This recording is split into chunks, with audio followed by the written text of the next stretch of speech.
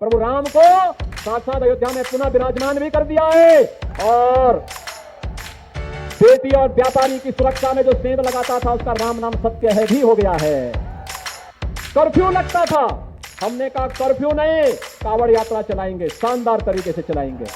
ये सपा बसपा कांग्रेस के लोग तो दंगा करवाते थे, गरीबों का जो हक था उसको डकैती डालते थे, दंगाइयों को प्रश्रय देते थे।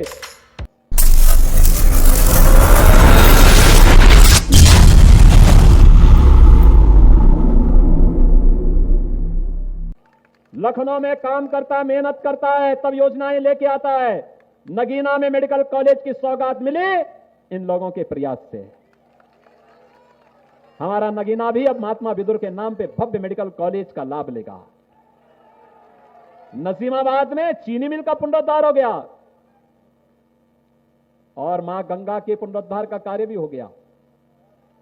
नमामि गंगे परियोजना के माध्यम से अविरल और निर्मल गंगा की संकल्पना को साकार करने के लिए मैं स्वयं यहां बिजनौर में आया था। बिजनौर से बलिया तक की रथ यात्रा हम लोगों ने निकाली थी गंगा यात्रा के रूप में। बहनों और भाइयों, मैं आप सबको इस बात के लिए आश्वस्त करने के लिए आया हूं, बिजनौर जनपद हमारा असीम पोटेंशियल का जनपद है, पौराणिक जनपद है। इतिहास छुपा हुआ इस जनपद में, हमारा इतिहास इस जनपद के साथ जुड़ा हुआ है। कौन इससे वंचित कर सकता है? लेकिन इतिहास के साथ साथ विरासत के साथ साथ विकास आवश्यक है और विकास के साथ साथ महत्वपूर्ण सुरक्षा आवश्यक है। यह केवल और केवल भाजपा आपको दे सकती है। हमने जातिवाद की बात नहीं की, हम संप्रदायवाद की बात नहीं करते, हम तुष्टीकरण की बात नहीं करते। हम लोग तो जनता को जनार्दन मानकर की उसकी असीम पूजा करते हैं, उसके कल्याण के लिए जो कुछ हो पड़ता है वो करते हैं। भ्रष्टाचारियों पर लगाम कसते हैं, गुंडागिर्दी करने वालों को कानून के शिकंजे में लाने का काम करते हैं। बेटी हो या व्यापारी, अन्नदाता किसान हो या हमारी बहन और माताएं, इन सबको सुरक्षा की गारंटी भारतीय जनता पार्टी देने के लिए आई है। ये सपा बसपा कांग्रेस के लोग तो दंगा करवाते थे, गरीबों का जो हक था उसको डकैती डालते थे,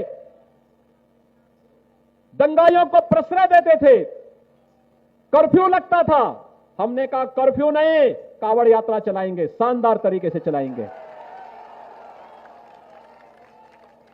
लोग कहते हैं कैसे होगा?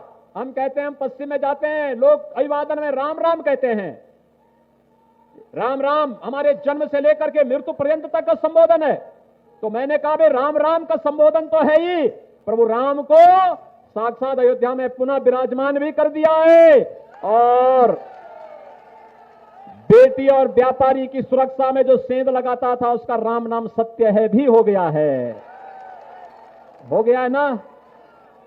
हो गया है ना? तो आप मुझे बताओ, कर्फ्यू लगाने वाले चाहिए या कावड़ यात्रा चलाने वाले? जातिवाद वाले लोग चाहिए कि सबका साथ और सबके विकास वाली सरकार चाहिए? सुरक्षा में सेंध लगाने वाले लोग चाहिए या सुरक्षा देने वाले लोग चाहिए? और भारत के संविधान के शिल्पी बाबा साहब भीमराव अंबेडकर के पंच तीर्थों के विकास का कार्य भी तो मोदी जी के नेतृत्व में हुआ है। कांग्रेस नहीं कर पाई, समाजवादी पार्टी नहीं कर पाई, अन्य दल भी दलदल में धंसे रहे, बाबा साहब का नाम लेते रहे, लेकिन कार्य नहीं किया। यह कार्य भी किया है तो मोदी जी ने ही किया है। और बहनों भाइयों, आप जाइए सीर गोवर्धन संत शिरोमणि रविदास जी की पावन जन्मभूमि पर, उसको सुंदरीकरण का कार्य भी तो भारतीय जनता पार्टी की सरकार ने, पवित्र सीर गोवर्धन का भी सुंदरीकरण का कार्य काशी में मोदी जी के प्रधानमंत्री बनने के बाद भारतीय जनता पार्टी की डबल इंजन की सरकार ने ही किया है। और बहनों भाइयों, आपने देखा होगा 5 सदी का इंतजार समाप्त हुआ ना, अयोध्या में रामलला विराजमान हुए ना। और अयोध्या में रामलला विराजमान होने के पहले अयोध्या के अंतर्राष्ट्रीय एयरपोर्ट का नामकरण महर्षि वाल्मीकि के नाम पर भी किया गया। भारतीय जनता पार्टी कहती नहीं, करके दिखाती है, करके दिखाती है।